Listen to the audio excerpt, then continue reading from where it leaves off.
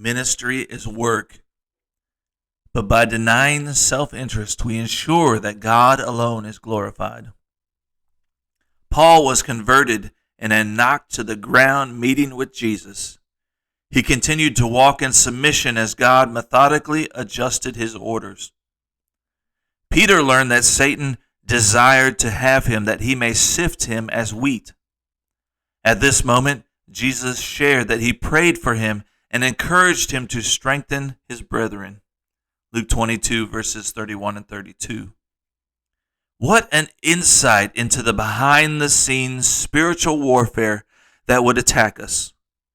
Peter learned from this lesson and his early spontaneous assertiveness as he edifies young Christians with these words: "Be clothed in humility, for God resisteth the proud and giveth grace to the humble."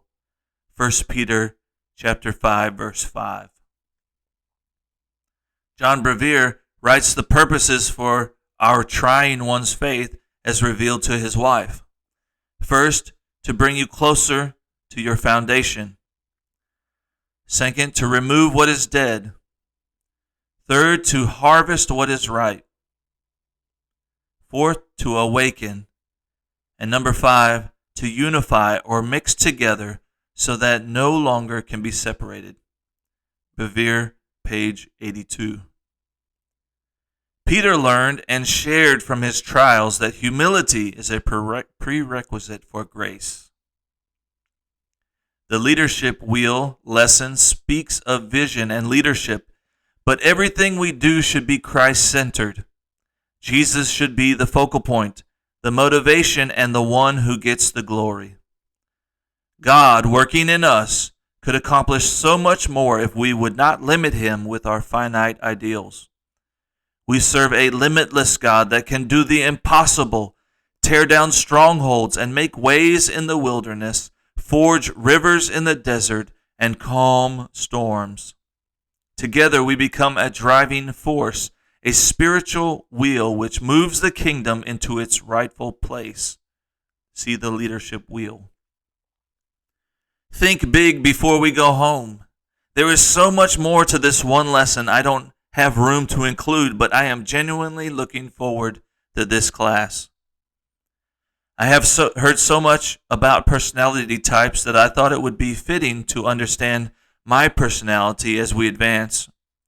After completing an online questionnaire, I discovered that my personality is a phlegmatic with a noticeable sanguine presence. People with a combination of these personality types label the individual as a harmonizer. The Pleasant Personality website lists helpful habits to implement for self-improvement of the harmonizer. Among these practices are improving communication and time management skills, establishing boundaries, and making fewer commitments. Doing these will allow a harmonizer type to function more optimally and thrive wherever they go. Ramesh. Speaking to the practice of making fewer commitments, Made for More mentions, when you say no to requests for your time and energy that you do not support your goals, you are saying yes to yourself and not to the goals and priorities of another person. Kinsey, page 142. I have recently started a new job with a further commute. I often turn to my Audible app during these times on the road. To help improve myself according to my personality type, I have added several titles to my wish list for future studies. These popular selections include Boundaries by Dr. Henry Cloud and Dr. John Townsend, The 16 Undeniable Laws of Communication by John C. Maxwell, and 4,000 Weeks by Oliver Burkeman. Combined with help from my maker, continued study will help to optimize any shortcomings and bring any bad habits to light. In conclusion, the thing that I love most about Purpose Institute, among other classes, is how we are challenged in self-discovery. The material and tasks force us to dig deeper amid areas of weakness and consider ideas we would never have explored on our own. We strive to become our best versions and encourage others along the way.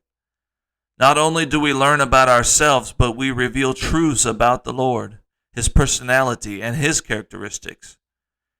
Sharing the compassion of the Almighty in this world of skeptics will take wisdom. The look in an individual's eyes when they experience God for themselves is worth all of the effort. It all starts between your ears when we get our heads in the game and focus on kingdom needs.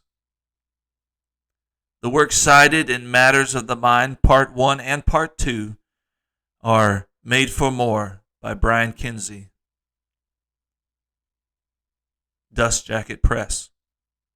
Developing the Leader Within You 2.0, John C. Maxwell of Tyndale Publishing. HarperCollins Leadership. The Bait of Satan, Living Free from the Deadly Trap of Offense. John Bevere, Charisma House. And the Harmonizer, Anaya Ramesh, a psychiatrist from India.